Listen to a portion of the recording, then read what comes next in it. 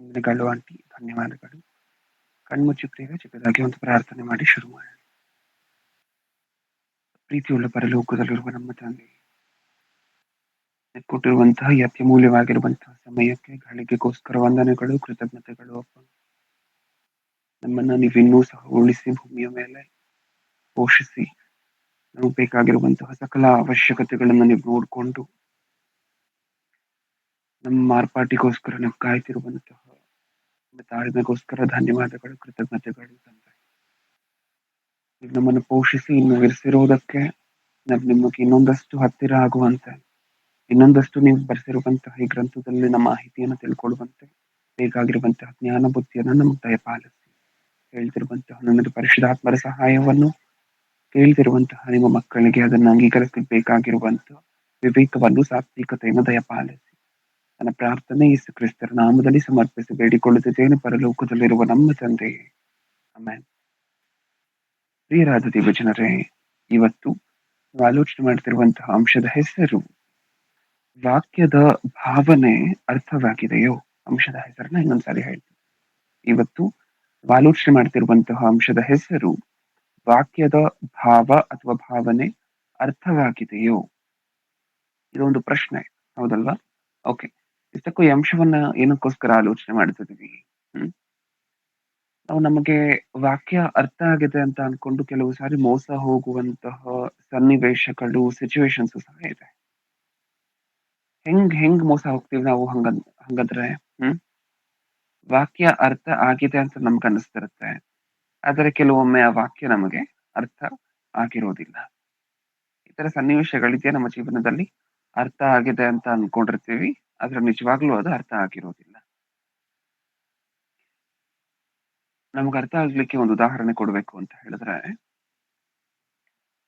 ಕಳ್ಳರಿದ್ದಾರೆ ಎಚ್ಚರಿಕೆ ಅಂತ ಹೇಳಿ ಬೋರ್ಡ್ ಎಲ್ಲಾದ್ರೂ ನೋಡಿದ್ವಿ ಅಂತ ಅನ್ಕೊಳ್ಳಿ. ಓಕೆ, ನೀವು ರೈಲ್ವೆ ಸ್ಟೇಷನ್ಗಳಲ್ಲಿ ಅಲ್ಲಿ ಇಲ್ಲಿ ಎಲ್ಲಾದ್ರೂ ಕಳ್ಳರಿದ್ದಾರೆ ಎಚ್ಚರಿಕೆ ಅನ್ನುವಂತಹ ಬೋರ್ಡ್ ಅನ್ನ ನೀವು ನೋಡಿದಾಗ, ಆ ಬೋರ್ಡ್ ಅನ್ನ ನೀವು ಓದಿದ್ರಿ, ಆಮೇಲೆ ನಿಮ್ಮ ಕಡೆಯಿಂದ ಏನೋ ಆಕ್ಷನ್ ಇರ್ಲಿಲ್ಲ. ಇವಾಗ ನೀವ್ ಹೇಳಿ, ಆ ಬೋರ್ಡ್ ಅಲ್ಲಿ ಇರುವಂತಹ ಮಾಹಿತಿ ನಮ್ಗೆ ಅರ್ಥ ಆದಂತೆನಾ, ಅರ್ಥ ಆಗಿಲ್ಲ ಅಂತನಾ? ಕಳ್ಳರಿದ್ದಾರೆ ಎಚ್ಚರಿಕೆ ಅನ್ನುವಂತಹ ಬೋರ್ಡ್ ಅನ್ನ ನಾವು ನೋಡಿದ ತಕ್ಷಣ ನಿಮ್ಮ ಜೇಬುಗಳನ್ನ ಒಂದ್ಸರಿ ನೀವು ನೋಡ್ಕೊಳ್ತೀರಾ, ನಿಜನ? ಆ ತುಂಬಾ ಇಂಪಾರ್ಟೆಂಟ್ ಆಗಿರುವಂತಹ ವಸ್ತುಗಳೇನಾದ್ರೂ ನಿಮ್ಮ ಜೇಬಲ್ಲಿ ಇರುವಂತೆ ಕಾಣಿಸಿದ್ರೆ ಅದನ್ನ ತೆಗೆದು ಎಲ್ಲಾದ್ರೂ ಒಂದು ಜೋಪಾನದ ಸ್ಥಳದಲ್ಲಿ ಇಡ್ಬೇಕು, ಹೌದಲ್ವಾ? ಇದು ನೀವು ಮಾಡ್ಬೇಕಾಗಿರುವಂತ ಆಕ್ಷನ್ ಅಲ್ವಾ? ಆ ಬೋರ್ಡ್ ಅಲ್ಲಿರುವಂತಹ ಮಾಹಿತಿಯನ್ನ ನೀವು ಓದಿದ ನಂತರ ನೀವು ತಗೊಬೇಕಾಗಿರುವಂತ ಆಕ್ಷನ್ ಏನು? ಇಂಪಾರ್ಟೆಂಟ್ ಆಗಿರುವಂತಹ ವಸ್ತುಗಳನ್ನ ಶಿಫ್ಟ್ ಮಾಡ್ತೀರಾ, ಹುಷಾರಾಗಿ ಇಟ್ಕೊಳ್ತೀರಾ, ಹೌದಲ್ವಾ? ಆ ಬೋರ್ಡ್ ಅಲ್ಲಿರುವಂತಹ ಮಾಹಿತಿಯನ್ನ ಓದಿದ ನಂತರ ಇದನ್ನ ನೀವು ಮಾಡ್ಬೇಕು. ಅವಾಗ ಆ ಬೋರ್ಡ್ ಅಲ್ಲಿರುವಂತಹ ಮಾಹಿತಿ ನಿಮಗೆ ಅರ್ಥ ಆದಂತೆ. ನೀವು ಓದಿದ ಮಾತ್ರಕ್ಕೆ ಅಲ್ಲಿರುವಂತಹ ಮಾಹಿತಿ ನಿಮಗೆ ಅರ್ಥ ಆದಂತೆ ಅಲ್ಲ. ಯಾವಾಗ ಅದು ಅರ್ಥ ಆದಂತೆ, ಆ ಬೋರ್ಡ್ ಅಲ್ಲಿ ಇರುವಂತಹದನ್ನ ಓದಿ ಅದಕ್ಕೆ ಏನ್ ಮಾಡಬೇಕು, ಆ ಆಕ್ಷನ್ ಅನ್ನ ತಗೊಂಡಾಗ ಅಲ್ಲಿರುವಂತಹ ಮಾಹಿತಿ ನಿಮಗೆ ಅರ್ಥ ಆದಂಗೆ, ಹೌದಲ್ವಾ? ಓಕೆ, ನೆಕ್ಸ್ಟ್ ಎಕ್ಸಾಂಪಲ್, ಇನ್ನೊಂದು ಉದಾಹರಣೆಯನ್ನ ನೋಡೋಣ. ಈ ಸಮುದ್ರದ ಪಕ್ಕ ಇರುವಂತಹ ಮೀನುಗಾರರು ದೋಣಿಗಳನ್ನ, ಚಿಕ್ಕ ಚಿಕ್ಕ ದೋಣಿಗಳನ್ನ, ದೊಡ್ಡ ದೊಡ್ಡ ಹಡಗುಗಳನ್ನೆಲ್ಲ ಹಾಕೊಂಡು ಹೋಗ್ತಿರ್ತಾರಲ್ವಾ ಮೀನ್ ಹಿಡಿಲಿಕ್ಕೆ. ಓಕೆ, ಈಗ ಸರ್ಕಾರ ಮತ್ತೆ IMD ಇಂದ ಕಂಟಿನ್ಯೂಸ್ ಆಗಿ ನೋಟಿಫಿಕೇಶನ್ ಬರ್ತಿದೆ, ಏನಂತ ಅನೌನ್ಸ್ಮೆಂಟ್ ಎಲ್ಲ ನಡೀತಿದೆ ಅಂತ ಅನ್ಕೊಳ್ಳಿ. ಸಮುದ್ರದೊಳಗೆ ಯಾರು ಹೋಗ್ಬೇಡಿ ದಯವಿಟ್ಟು ಮೀನುಗಾರಿಕೆಗೆ. ಏನಕ್ಕೋಸ್ಕರ ಅಂತ ಹೇಳಿದ್ರೆ, ತುಫಾನ್ ಬರುವಂತಹ ಎಲ್ಲಾ ಸಾಧ್ಯತೆ ಇದೆ, ತುಫಾನ್ ಬರುವಂತಹ ಸಾಧ್ಯತೆಗಳಿದೆ, ಸಮುದ್ರದಲ್ಲಿ ಹೋಗ್ಬೇಡಿ ದಯವಿಟ್ಟು, ಅಲೆಗಳು ಜೋರಾಗಿ ಬರ್ತಿದೆ ಅಂತ ಹೇಳಿ ಕಂಟಿನ್ಯೂಸ್ ಆಗಿ ಸರ್ಕಾರ ಮಾಹಿತಿಯನ್ನ, ಅನೌನ್ಸ್ಮೆಂಟ್ ಅನ್ನ ಮಾಡ್ತಾನೆ ಇದೆ ಅಂತ ಅನ್ಕೊಳ್ಳಿ. ಈಗ ಮೀನುಗಾರರು ಏನ್ ಮಾಡ್ಬೇಕು? ಆ ಮೀನುಗಾರರು ಅದನ್ನ ಕೇಳಿಸ್ಕೊಂಡ್ರೂ ಸಹ ತಮ್ಮ ತಮ್ಮ ದೋಣಿಗಳನ್ನು ಹಾಕೊಂಡು ಸಮುದ್ರದೊಳಗೆ ಮೀನು ಹಿಡಿಲಿಕ್ಕೆ ಹೋಗ್ತಿದ್ದಾರೆ ಅಂತ ಅನ್ಕೊಳ್ಳಿ. ಆ ಸರ್ಕಾರ ಕೊಟ್ಟಂತ ಮಾಹಿತಿ ಇವ್ರಿಗೆ ಅರ್ಥ ಆದಂತೆನಾ, ಅರ್ಥ ಆಗದಂತೆನಾ? ಅರ್ಥ ಆಗಿಲ್ಲ ಅಂತ ಅಣ್ಣ. ಅರ್ಥ ಆಗಿಲ್ಲ ಅಲ್ವಾ?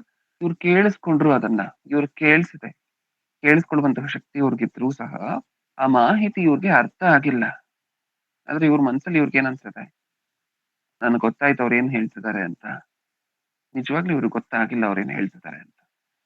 ಅವ್ರು ಹೇಳಿದ್ದು ಇವ್ರು ಹೋಗ್ಬಾರ್ದು ಅಂತ ಅಲ್ವಾ? ಅದರ ಭಾವನೆ ಏನು? ಅವ್ರು ಹೇಳ್ದಂತಹ ಶಬ್ದಗಳ, ಮಾತುಗಳ ಭಾವನೆ ಏನು?